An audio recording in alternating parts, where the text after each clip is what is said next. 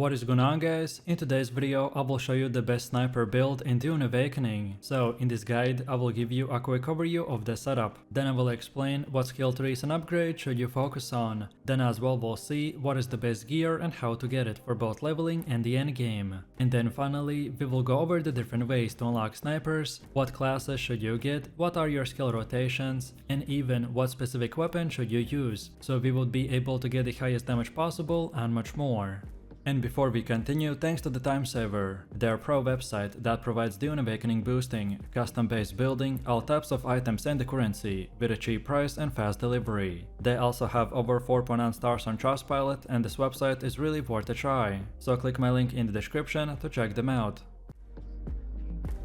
So, a sniper build in Dune Awakening is the ultimate setup for players who prefer to stay at a distance, pick off enemies one by one with precision, and control of the battlefield with the patience and the strategy. This build focuses on maximizing range damage output, critical hits, and the long-range survivability. The main idea revolves around choosing the perfect moment to strike from afar, by utilizing the stealth and positioning to avoid direct confrontation, and capitalizing on the devastating power of the high-impact sniper rifle. If you enjoy a tactical approach where every shot counts and you want to dominate enemies before they even get close to you, then the sniper build is your best choice. It's especially effective in both PvE and PvP, where the map control and timing are key. As you invest into the right skills and the gear, your ability to deal lethal headshots and maintain distance will make you one of the most powerful players on the server. So, let's take a look at the setup. For the sniper build, your main focus will be on the Trooper and the Ben Gesserit skill trees. Starting with the Trooper is essential, as it provides several passive boosts to your range damage, increased critical hit chance, and enhances your accuracy. The key skills include Tactical Reload, which reduces reload time, allowing you to fire more shots in quick successions, and then the Sharpshooter, which significantly increases the headshot damage, making your sniper a pretty much a one-shot. The Ben Gesserit will complement this by offering mobility and utility skills, like the Bindu Sprint, which helps you to reposition quickly after firing, and skills that improve stamina and energy regeneration, and are also crucial for maintaining your stealth and the movement throughout the combat. Additionally, investing into the passives that increase stealth effectiveness and reduce enemy detection range will make you harder to spot, which allows you to set up ambushes and pick off targets before they can even respond. And then through the mid to late game, you will want to balance unlocking damage boosting skills with survivability and the resource management, which will ensure that you can keep firing without running out or getting overwhelmed. As I mentioned, as you progress into the mid-game, your priority will shift to refining your ability to stay alive, while dishing out consistent damage. I recommend for you to focus on unlocking passive bonuses that improve your max health and the stamina, which will help you to survive enemy encounters when things inevitably get close. At this stage, you also want to experiment with the advanced Trooper skills that enhance your tactical options, such as deploying grenades to control the space or breaking the enemy shields from afar. Also, incorporating the Ben Gesserit's healing and the energy regeneration passives will ensure that you remain agile and able to maintain the distance. Your gameplay should become more methodical, by engaging enemies from a safe vantage point, then landing a high damage shot and then repositioning, by using the Bindu Sprint or other movement abilities to avoid the counter-attack. You mainly want to prioritize upgrading your sniper rifle with the perks that improve critical hit damage, range, and the reload speed to maximize your efficiency in the battle. And now finally, once you've reached the endgame, the sniper build will truly come into its own.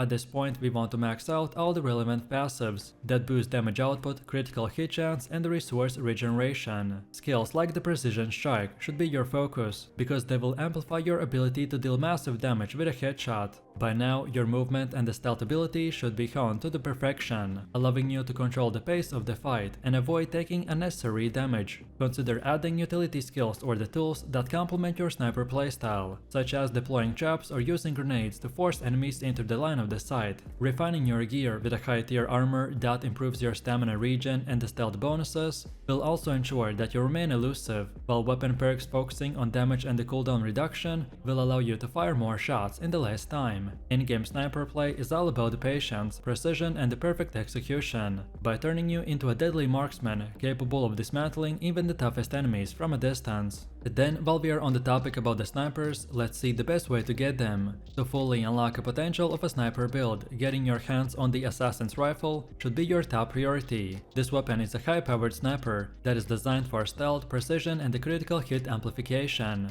You can acquire the Assassin's Rifle by progressing through the Iron Technology tier, which becomes accessible once you've gathered enough resources and completed faction-specific objectives that are tied to the mid-game advancement. You want to look for caches, enemy camps, and particularly the Imperial testing stations, as these locations have a higher drop rate for the sniper weapon blueprint, including all the rare rifle parts. And then, once you've secured the blueprint, you will need to collect a refining component like the precision barrel and the advanced optics to craft a full version of the Assassin's Rifle. These materials can often be scavenged from the PvE boss or even traded from the specific NPC vendors if your faction alignment is good enough. Upgrading the rifle further will require investing into the rare mods that improve its headshot multiplier, reload time, and range. And then, once completed, the Assassin's Rifle will become the centerpiece of your build by delivering devastating shots from a distance, while keeping you nearly untouchable in a combat.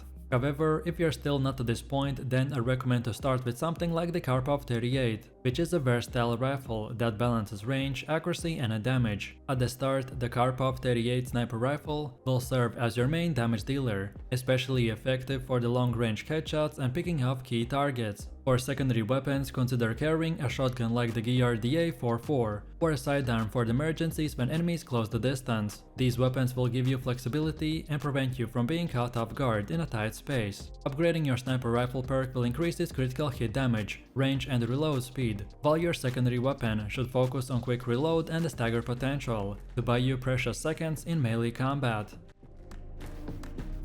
And then, when it comes to the armor for the sniper build, your main goal is to stay alive without sacrificing mobility or stealth. Early on, light or medium armor sets like the Kurab Scout set are ideal because they offer good environmental resistance and enough durability without weighting you down. These sets will improve stamina regen and help you to stay agile while moving between the vantage points. As you progress, I recommend for you to seek out gear that boosts your stamina regen, energy efficiency, and the critical hit bonuses to complement your playstyle. Also, don't overlook the suspensor belts like the Emperor's Wing MK1, which provides essential mobility enhancements, allowing you to reposition quickly or escape dangerous situations. Pair this with a reliable power pack such as the old Sparky MK1 to keep your abilities running longer and maintaining your edge in a drawn-out engagement. In my opinion, the suspensor belt is a must-have to quickly reposition and find a new sightline or escape danger. Early on, you want to equip the Emperor's Wing MK1 to get a solid boost in mobility, and as you progress, you can unlock more advanced belts with increased travel distance and the energy efficiency. Then also, power packs like the old Sparky MK1 will help you to sustain ability usage by regenerating energy faster, which is very critical since the skills like the Bindu Sprint and tactical reloads rely on these resources. Additionally, traps or grenade tools can be used to control the battlefield, slow enemies down, or even force them into vulnerable positions for your snipers to shoot.